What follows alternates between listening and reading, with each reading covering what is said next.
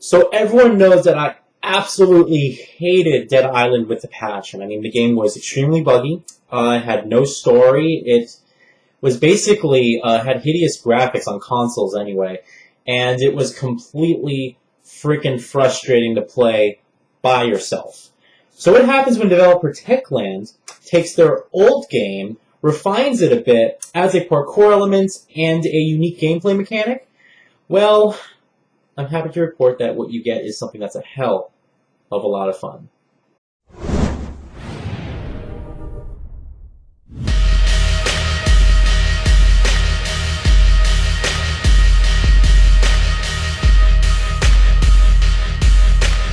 So Dying Light is a first-person action survival game set in this fictitious city called Haran. It's located somewhere in Turkey, supposedly.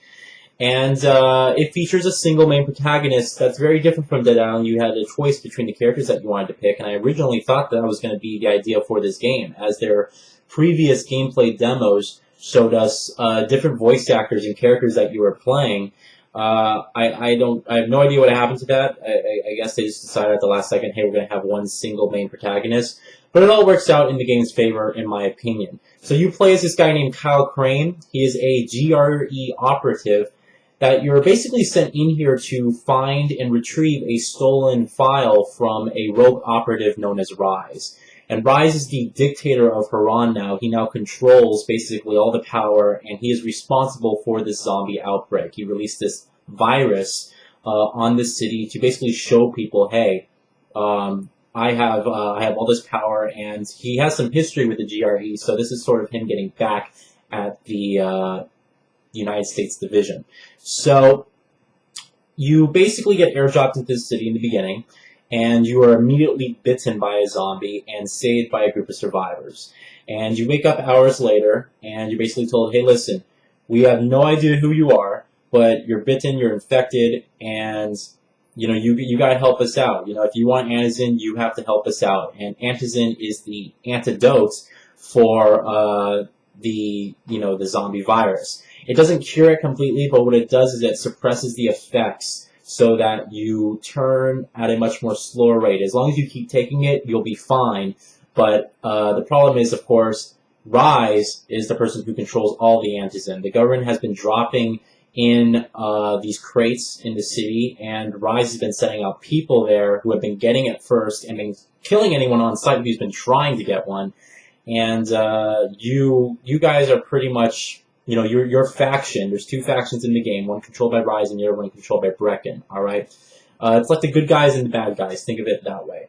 And you are involved with the other side of the team, and you guys have basically no resources. All you guys have are runners, and you're running low on antizins. You've taken a lot of sick people. Rise is more of a diplomatic place where, if you're not strong enough, you're going to get shot, and you're going to get killed, and you're going to get wiped out, and you're going to be dead. So that's sort of the situation at hand. Now, what I'm about to tell you right now is going to put you off, but I want you guys to stick with me, all right? So just hear me out, okay?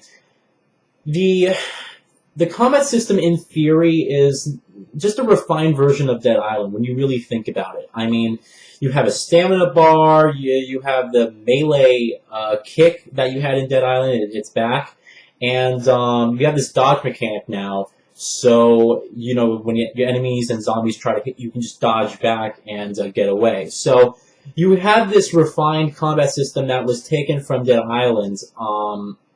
It's the most frustrating part of the game. The beginning part is the most frustrating part, alright? Because Dying Light, basically in the first 4 to 6 hours, you feel so underpowered, you feel so overwhelmed, and there's many times where you just want to quit because you're dying so much, or because you're being, you're overwhelmed with so many enemies coming at you, and you have these really, really weak weapons.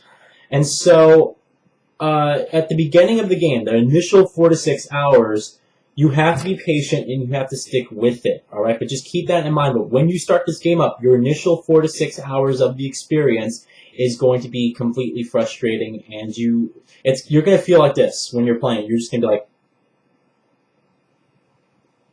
But after that 4 to 6 hours, you're going to be like, I like this. This is getting good. You know, you're going to be a little bit more excited about the game. You're going to have a lot more fun when you start playing it. So the parkour system is actually integrated into the core gameplay, which is, I believe this is only like the third game to do this. I believe the last game where the parkour was actually integrated into the core gameplay was Brink. Someone will correct me on that if I'm wrong, but Brink was an awful game. But here we have another game trying to take the crown at it, and although the parkour is clunky at first, all right, keep in mind, your initial 4 to 6 hours of the game, the combat feels clunky, the parkour feels clunky. Why? It controls extremely different and very arcade-like, all right? The best way I can describe the parkour system in Dying Light is if you take the Tomb Raider reboot and you make it first person. You know how you can control Lara mid-jump, where you can, okay, if you're jumping, you can push her over to the side if there's a ledge over there, and she feels very arcadey and lightweight. It's the same thing with Dying Light. During mid-jump, when you're soaring through the air, you can actually control your character and have them, you know, move to the left, move to the right, so that, okay, gee, I jumped over here, the ledge is over here, so don't worry, I can move my character and he'll grab on the ledge like so. And that's how the parkour system goes at first, all right? It's a little bit hard for me to get into because I was expecting it to be very similar to like Mirror's Edge, where if you jump in a direction, you're going in that direction because that's the way gravity designs it, you know? Mirror's Edge does it in a very still arcadey but realistic, at least, in terms of the type of physics as well, and the, you know, whole motion of gravity. You can't like change the direction of where you want to go in Mirror's Edge mid-jump. In this game, you can. I still, even though I beat the game, I still don't feel that the parkour system is as good as Mirror's Edge. You may say I have a bias because I was a pro Mirror's Edge player. I was one of the best in the world at one point. All right. You may say that I'm biased towards that because you may have a different opinion, but Dying Light is extremely arcadey when it comes to parkour. The animations aren't as fluid as Mirror's Edge, and I don't think it does it as well, even though I upgraded myself and I had a lot of fun with it, and once I got a hang of the controls, I was like going, you know? I still didn't feel like it was as refined, as well done as it was in Mirror's Edge, in terms of also level design as well, alright? Dying Light's defense is that it has an open world game, alright? Mirror's Edge was very linear. So, that being said, its open world nature definitely opens up the door for the parkour element, and especially the way the city is designed. You're going to be jumping through slums, you know, because this is you know, supposed to be in like the Middle East, you know, India, stuff like that. It's supposed to be of that nature, that inspiration. So you're going to be like jumping across slums and going. Climbing mountains and rocks and stuff like that, and going to caves. And when you get to the main part of the city, then it looks like you're soaring through, you know, Istanbul. So it's like a bunch of tall buildings, all this old architecture, and it's really, really awesome when you get the hang of it. I actually think that Dying Light has a better control scheme for parkour than Mirror's Edge did, alright? Because I'm playing the game, I'm like, huh, okay. It's R1 to jump, or right bumper to jump, using your Xbox One or PlayStation 4 controller. Mirror's Edge was L1, right?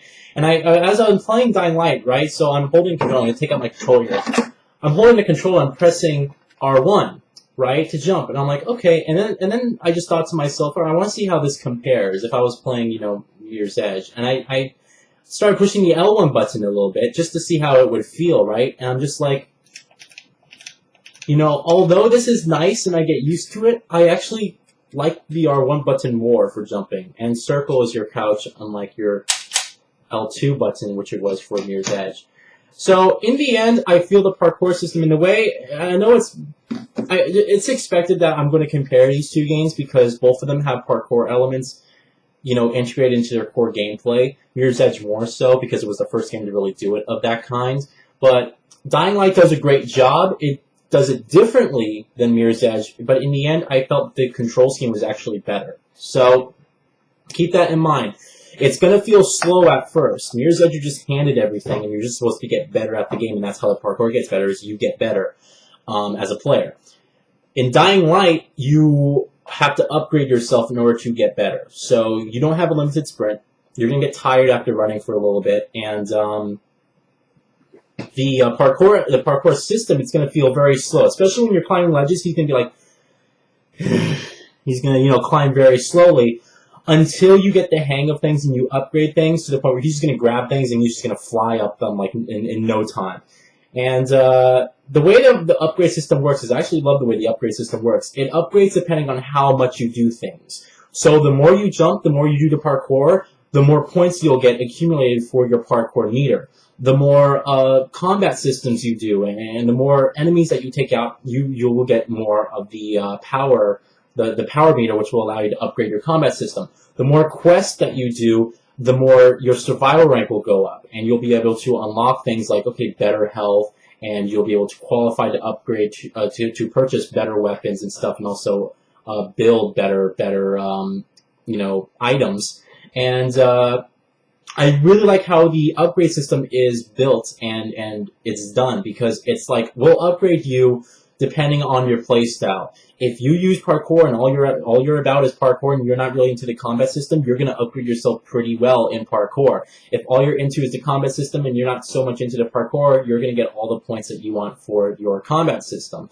And if you want to do all the quests like I was trying to do, you're gonna get a lot of survivor points, which will allow you to upgrade, will allow you to build, different types of items, more powerful items, as well as purchase more powerful gear from vendors.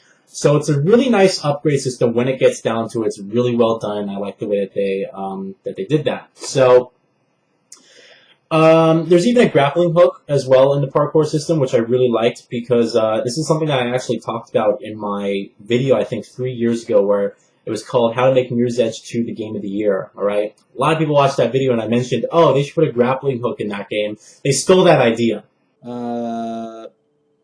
I call it the edge hook, alright? The edge hook. What that is, it's kind of like this thing, on Assassin's Creed, you have that little arm thing that's actually the blade, but instead of the blade, get this, it's a hook. And you can just jump off of any building you want to, alright? And as you're flying down, you can use this hook to grapple to the edge of a building. And that would swing you, kind of like in Batman, but not as, kind of, not kind of like in that sense, but it would swing you. So you actually would grapple onto the building, and then all of a sudden, you'd be running on the side of the building while while your hook is grappled onto the edge of the building. So you're running on the side of the building, and then you just keep jumping, keep grappling to the other side of the buildings and whatnot. And that would also, imagine that, because that'd be pretty cool. You just jump off a building.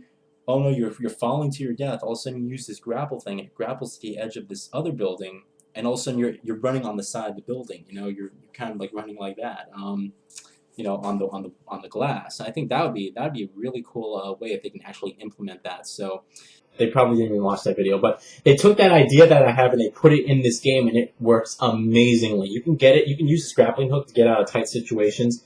All these zombies are coming at you. You look up to a ledge, boom, you throw your grappling hook, and you just get pulled directly to the ledge, and you'll be able to get across cities faster. And it also saves you a lot of time. Instead of spending 3 minutes to climb up on a ledge, you'll just zip and just immediately almost teleport there.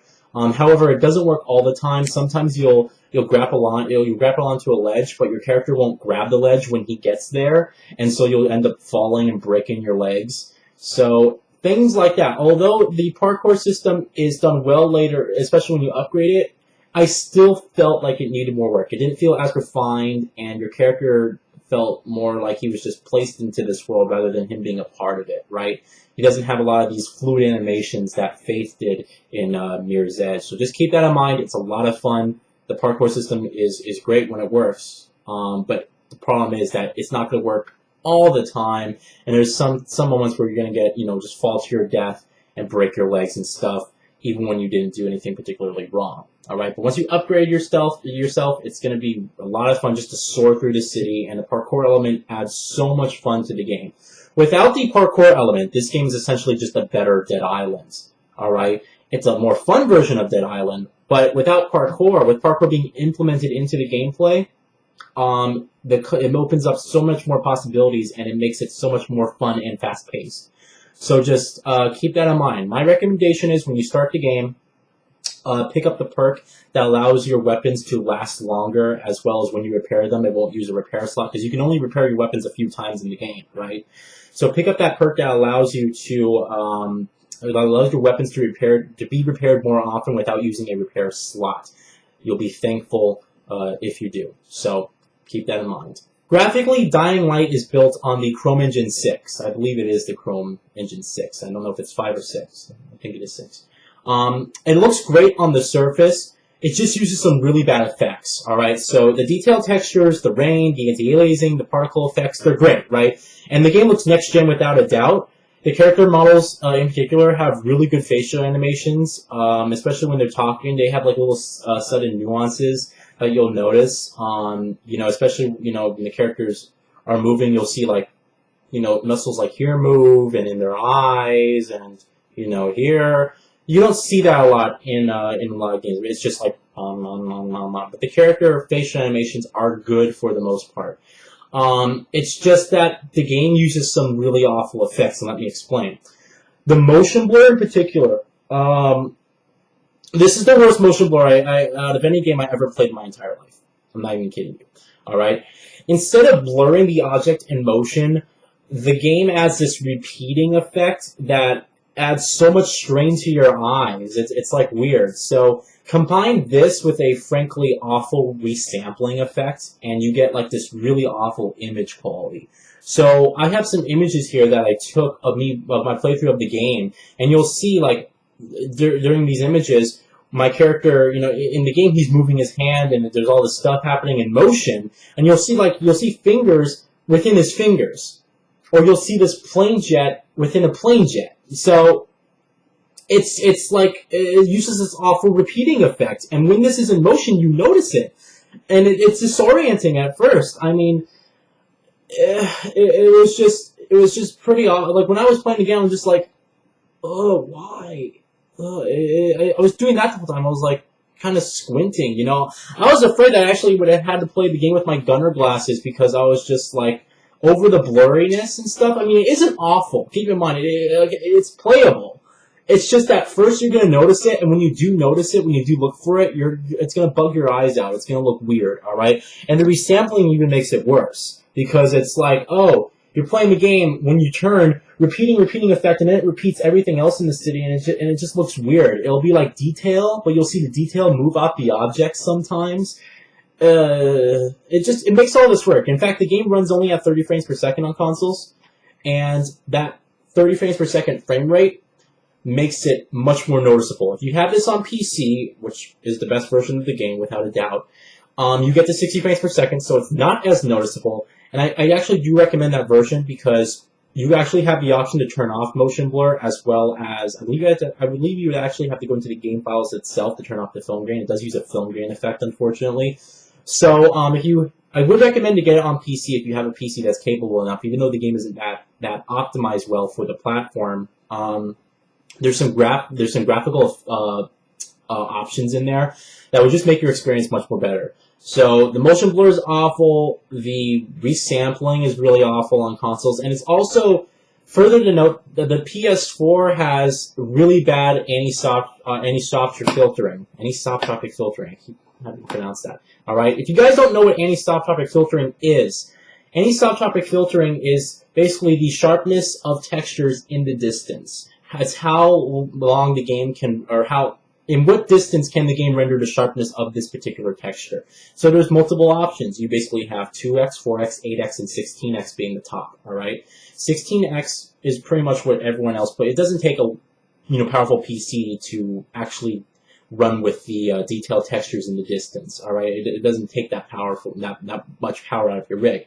On PS4 in particular, for some reason, they turned it down to like 4x, which means that you'll be running on a street, and you'll see like the street lines and the lanes and stuff like that. You'll see it like blurred out and actually rendering as you're moving in the game. And this is only on the PS4 version. The PS4 version renders at a native 1080p resolution and has a more stable 30 frames per second, but the detail and textures in the distance is sharper on the Xbox One. For some reason, I don't know why. Alright? And it's also the Xbox One runs at a slightly lower resolution than 1080p. It's like 1536 by 1080 or something like that. It's weird. So it's not full 1080p, but because the anti-stop-topic filtering is more is higher on Xbox One, you actually get better anti-aliasing and detail in the distance on that platform. However, the Xbox One version has a more fluctuant frame rate than the PlayStation 4 version. So it's like a trade-off. You get the stable 30 frames per second on PS4, and yes, it does dip sometimes, but not as much as the Xbox One, where the details and the textures aren't as sharp in the distance as that of Microsoft's consoles, or do you go with that version, which has a more fluctuant frame rate, but you get better detailed textures in the distance? You know, it's like a trade-off. Both versions look pretty much identical, and the frame rate differences aren't too marginal to the point where it's going to ruin either experience. But it is just something to notice. On PS3, you're definitely going to notice it that the anti-stop-topic filtering is extremely low. So when you're running down a freeway, you'll see the lanes like literally detailing themselves as you're running towards them. You know, and it's kind of annoying at first. It doesn't completely ruin the experience by any means, but that's just a little small difference that both versions have. So just keep that in mind. But when you factor in the 60 frames per second and the the enhanced reflections on PC, I mean, I went to my friend's house, and he has the game on PC, right? And I saw him playing the PC, I'm like, dude, this game looks great on PC. And it was actually a noticeable difference, especially when you get to the second part of the world. The game is an open world, it has two worlds. You have your slums, which you start off with, and then you have Old Town, which is the more city, architectural, more, you know, historical part of the city. And just the reflections off the buildings on the PC is just fantastic. I mean, it's really, really high-quality reflections. And also better post-processing effects on the PC. It just makes it a no-brainer. If you have a computer that's powerful enough, and you will need a powerful computer to play this game at its max settings, at 60 frames per second, at a native resolution of at least 1080p, then you'll definitely enjoy the trade-off. Because it's definitely the version to get. All right? PS4 version, Xbox One version, they're fine by any means, but it's just that blurriness, the motion blur, the resampling effect, and the anti-stop-topic filtering on PS4. It's like it's a little bit disorienting. Again, you will get past it, but it's just something I want to point out there because you're going to notice it as you play the game. So the last thing I want to talk about are the story missions, the story and the side quests. All right, I'm not going to delve too much into the story because I don't want to spoil it. You know, even though it's not anything amazing, still, you know, I'm gonna be respectful here. So, it's not anything special, the story, all right, but they could definitely have done something more. I feel it's interesting because the story itself has, I think, what could be interesting characters. They're just not particularly written well, and that's the thing. It's like you have Rise, which is like it's almost like they wanted to do something with like a rivalry, like it was almost like a Jason Brody versus Voss kind of thing that they wanted in their game, you know, where it was like a distinct rivalry between the two, and you had these two really strong, powerful characters. Jason Brody was, but still, you know, and it's like they wanted to do that in this game, but it's just the writing wasn't as strong or powerful enough to be able to deliver something of that caliber. So you have the main villain, Rise, which basically gives you like 15 pep talks about how to be a man, and that you should make your own decisions, and that's basically all he says. It's like constantly, he'll point a gun to your face and be like, well, you make this decision for you, or you make the other decision, you make it for yourself. It's like constantly, it's like back and forth, and it's just like, it's hilarious, because at the end of the game, your main character is just like, shut the hell up already, and you're just like, yes, you know, shut up, dude, because the guy just constantly gives you pep talks about how your decisions should be your own. And that your decisions, and that you shouldn't have people make your decisions for you, which is very true. But the thing is, the game's story doesn't go in any direction of player choice. It's a linear story, and this is what's funny is because you have this whole story about your main villain wanting the main protagonist. All right, you have the antagonist wanting the protagonist to be able to make his own decisions, but the story is never written in a way for the main protagonist to make his own decisions. So it's like I feel like two writers wrote this. You have one writer who was like fighting with the other writer saying, no, put player choice in the game. And the other writer was like, I don't want player choice. I want to create a linear story. And they're going back and forth. And that's sort of what it feels like. Like, half the time the main villain is like telling you, hey, listen, make your own decision, and you're like, I can't! It's a linear freaking story! So they should have multiple things. I really felt like at the very end that they should have had a player choice, like 2 scenarios. Do you go with... Okay, I'm gonna spoil it here. I just realized. Alright? I'm not gonna say, but you should be like, okay, abandon the city or stay with the people of the city. That's what the ending decision should have been. Instead, it's just, oh, I guess we'll find out in the next game. So, and that's basically how it ends. It's not awful. Keep that. It's not awful, but it does leave something to be desired. Okay, the final ending of the game features a really intense chase and a really epic chase, trying to get to the main villain, and you think, all right, awesome, I just spent 15 minutes of this epic chase sequence where I'm running and vaulting away from all these powerful zombies and volatiles. I'm really pumped. I want to get a really nice boss fight, and you don't get that. What you get is a quick time event. And this one makes no sense whatsoever, because they had boss fights throughout the whole game with other side characters. You had a boss fight with side characters, and you're thinking to yourself, well, finally, the end of the game where the last guy I have to kill, there's going to be some really epic, this big boss fight. No, there's not. There's a quick time event. Really? It's like you had boss fights in the entire game, and then you're just like, you just got lazy or something like that, or you thought to yourself, quick time events are fun. I don't understand why, like, boss fights, most developers don't want to do them, and I don't understand. It's like, if I was making a game, which I am, alright, but I would put boss fights in there. At least a big final boss fight. You want that tension, you want that difficulty spike that the player is going to have, where he's going to be like, oh, finally I get to kick the main ass's villain.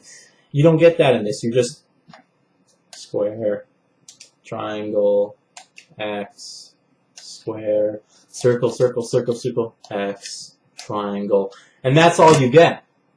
They may do it for the cinematic reason, but it's like there's no third-person cutscenes in this game. There's nothing cinematic about your game. It's entirely based in first person. The game doesn't pan back to third person at all whatsoever. You don't even see, you get to see how your character looks through the main menu, but you don't ever leave his eyes, if that makes sense. So, keep that in mind that the story, it's not awful. It's there for the sake of it being there. It's at least present, and it wasn't in Dead Island, so it's at least present.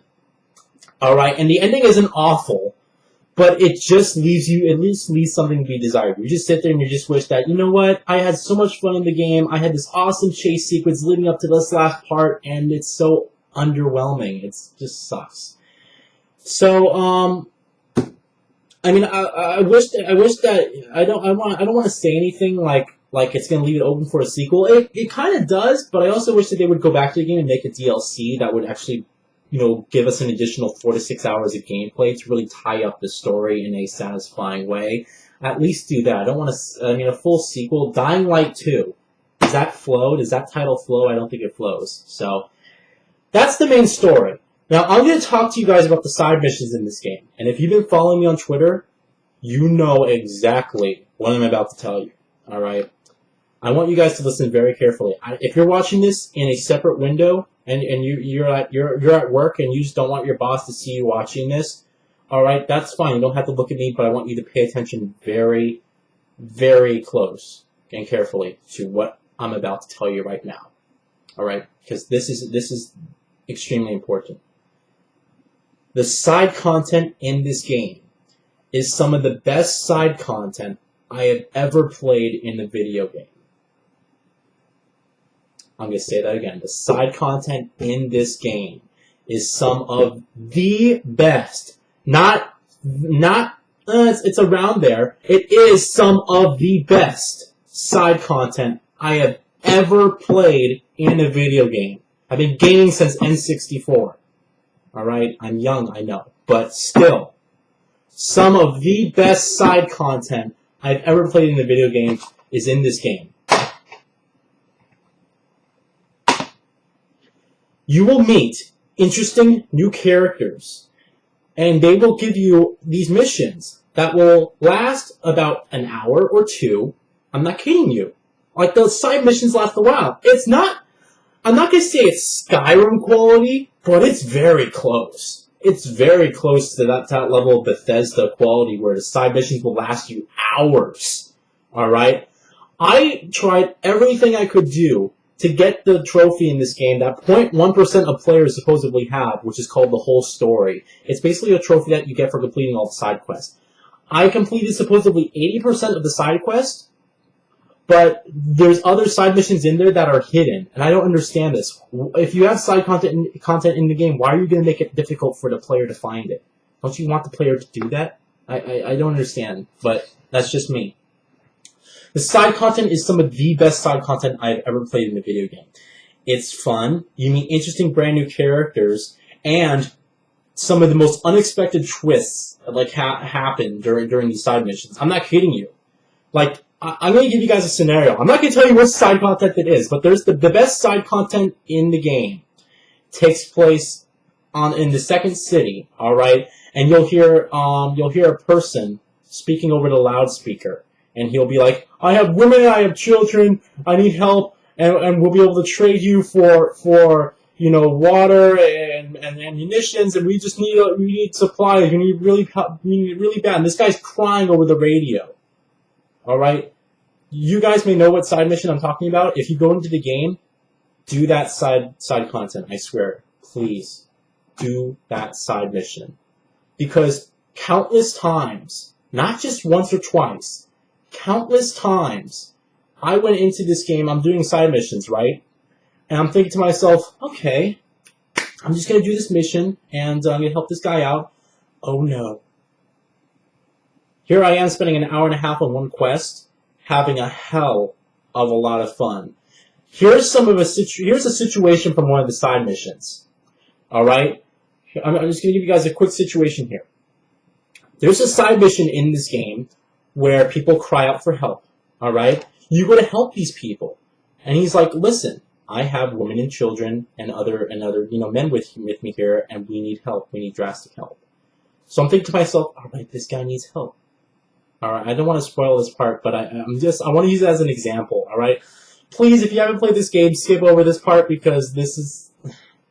I don't want to spoil it because I want you guys to feel as excited as I was playing this mission, because this mission sent chills down my spine. I'm playing it, right, and I'm just like...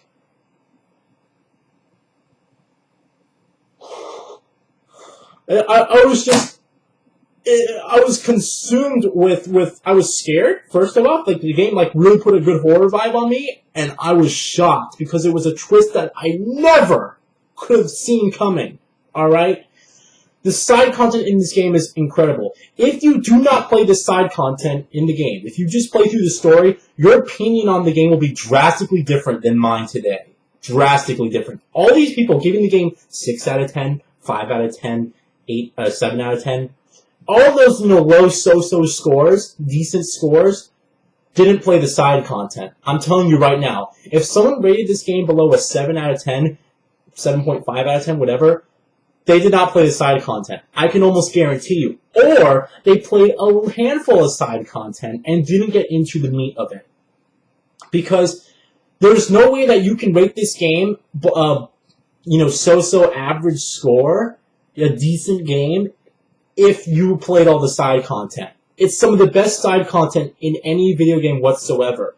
Again, interesting brand new characters. You actually have certain side missions that will enhance the main story of the game. You'll get to learn about characters like Rise a little bit more if you do some of the side mission. It will actually enhance the game. And it's awesome.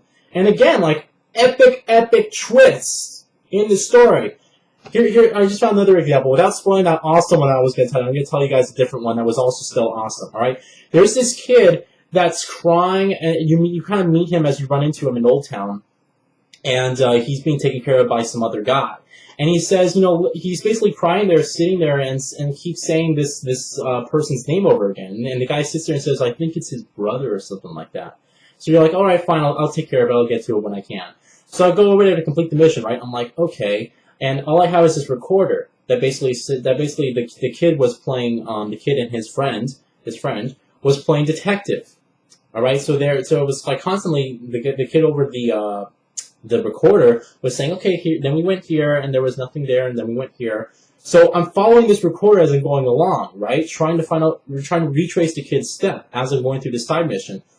I stepped down into the into the latter part. I'm getting chills just talking about it because again, it was such an awesome quest. You know, this is just one example.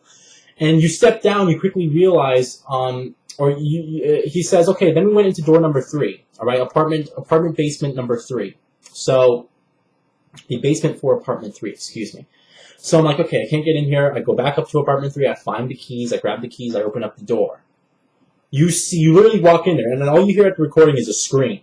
All right, so you're like, okay, what the hell is in here? You're thinking to yourself, a zombie. The zombie's going to be in there. You open up the door, all right? You see a dog there, completely torn to shreds. That's the kid's friend. He was playing with his dog.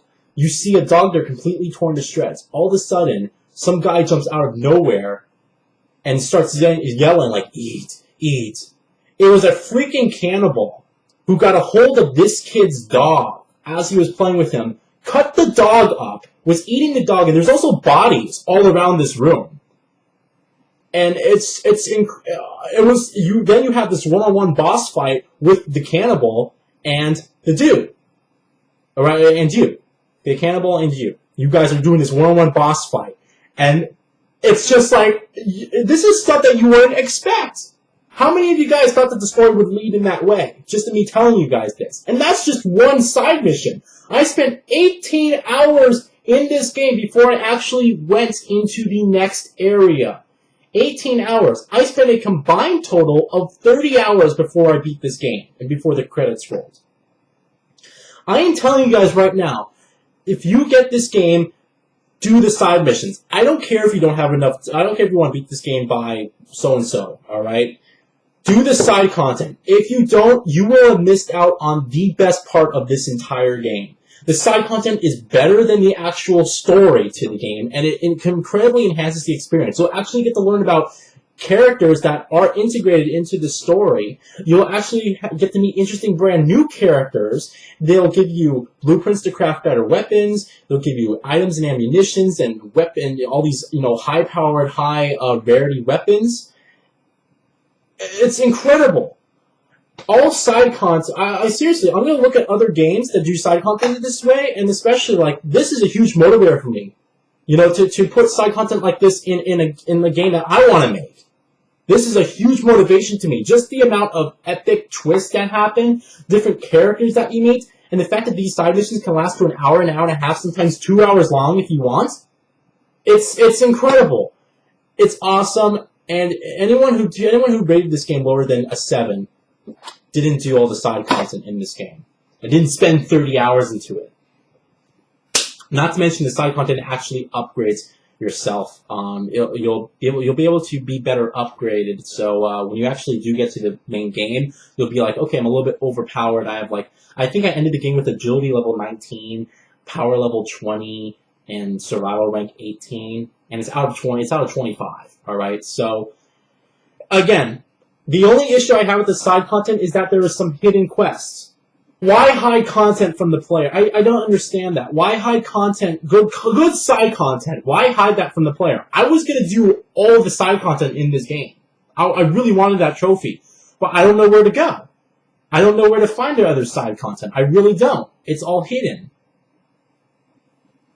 I have no idea, But the side content that I did play, again, I did 80% of the side content, beat the story, took me 30 hours. 30 hours. And I enjoyed, after the initial 4 hours, I enjoyed every single second of it. Alright? So the final verdict for Dying Light, my final score for the game, is a 4 out of 5. Alright? I couldn't give it a perfect score, and here's why. The story itself is very weak. If Techland, all you have to do is hire a better writer, or better yet, I don't know if they actually write their own games, but just write a story that is emotional and character-driven. Boom. Secondly, your combat system is much better, but it still has a little ways off to get to that Skyrim quality combat system. Skyrim had a great combat system. Definitely look to Skyrim for a motivation, for a influencing factor when creating your next game. All right, because Skyrim did it really well. I also would like if you could dual wield weapons. It's funny because they actually showed a screenshot of some cues. I was holding a pistol as well as holding a knife. There's no dual wielding weapons in it, so it's like, why release a picture of dual wielding weapons when you can't do that in the actual game? So refine your combat system a little bit more, get it more Skyrim-like, then have a better story.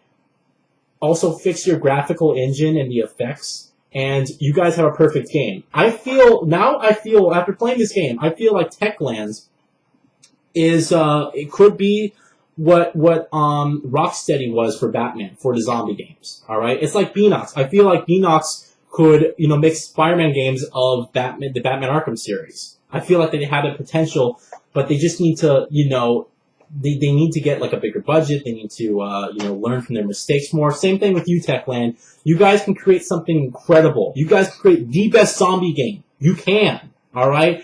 You just need a little bit more work. But this has completely washed away the awful, disgusting taste of Dead Island in my mouth.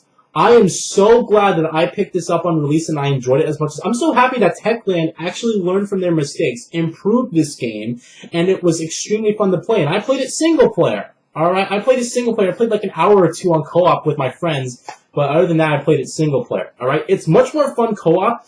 However, when you're playing co-op, when you're doing the side missions, it's not going to feel as tense. And some of it, it's going to feel, some of it you might feel a little bit overpowered, because it'll be like, again, in that side mission I just described to you guys, if it was 4 versus 1, you wouldn't feel as, intense, as immersed as you would if you were just playing by yourself, alright? But fear not. This is coming from a guy who hated Dead Island, who never finished Dead Island because it was such an awful game, in my opinion. Dying Light is really good. It's good. I have friends that ask me all the time, and they say, because I'm the guy who's known for playing everything, right? So they say, they'll say to me things like, how do you decide what you want to play? Like, because how you interested in just playing everything? And this is what I say, all right? If you're interested in playing anything at all, then why not just play it? If you have any remote interest to play this game, then freaking play it. Doesn't matter what I say. Doesn't matter what IGN says, GameSpot says. Doesn't matter what Angry Joe says. If you have an interest in this game, even a remote slight interest, then just play the game. What's stopping you? All right. But here's my personal recommendation: go out and get this game. 4 to 6 hours. After your initial 4 to 6 hours in, you'll have a hell of a lot of fun. The combat system is rewarding. It feels good. It feels much better than Dead Island. Oh my god! And it still needs some work to get to that Skyrim quality. But once it's integrated into the parkour, and once you actually do get a hand of the controls, again, this will all happen to you after your initial 4 to 6 hours of gameplay. When you actually get a handle of the controls, the combat system works. It can be difficult at times, and it's fun. It gets fun. Especially when you get the more overpowered weapons, then it just really gets well. Alright, I know that, again, the game has this night mechanic, which I also forgot to mention, but it's kind of ruined because you saw the beginning of the beginning of the gameplay that they showed, right? And they're showing the guy sneaking through the night. You don't play like that in the night. You will literally be running through the rooftops at night, and it'll be fine. Once the zombies detect you at night, though, you have to book it. And it's a fun gameplay mechanic. It really does add this intense feeling. It's just that the night gameplay isn't as stealth-centric as you would think it was in that initial gameplay video. You can still run across rooftops and have a good time. Also, another complaint, I'm just thinking of this stuff off the top of my head, stuff that I forgot to mention. The safe houses that you unlock don't actually use fast travel points. It's weird. There's no fast travel in the game. There's fast travel from city to city. So if you want to fast travel to Old Town, you can. If you want to fast travel back to the slums, you can. But you can't fast travel from safe house to safe house. So the safe houses act as spawn points or safe zones during the night, but you can't fast travel through them. So it's like, why? I think I pretty much covered it. All right, it's a lot of fun to play this game. I had a great time. Story's amped, but the side content makes up for it in every single way. please do all the side content when you play this game. If you do not, your experience will be, I promise you, your experience, if you do not play the side content, will be drastically different and less fun than it would have if you would have done the side content. So that's it. I know this is a 50-minute long review, almost 45 minutes, but I just want to get my review out there. I just want to tell you guys, I know I had a lot to say on this game, but I did enjoy it a lot, and I'm so happy for Techland that they actually listened from their past mistakes, they refined it a little bit, and I feel no regret that I purchased this on release. I feel absolutely no regret at all, alright? I paid $60 for it. I had a lot of fun after the initial 4 to 6 hours. Just make sure you have the patience. I'm telling you right now, just make sure you have the patience for that 4 to 6 hours. Alright, but after that, you're going to have a hell of a lot of fun. Like I said, my experience was 30 hours, and I still had other stuff to do that was hidden in there. So, have a good day, guys. That was Dying Light. I guess my next review will be whatever game I'm playing next, The Order, maybe. So, I'm going to end it here. Let me know what you guys said about the game. If you agree or disagree with me, that's perfectly fine. That's what the comment system is for, so you can voice your opinion. And I will talk to you guys later. Have a good one, and thanks for watching.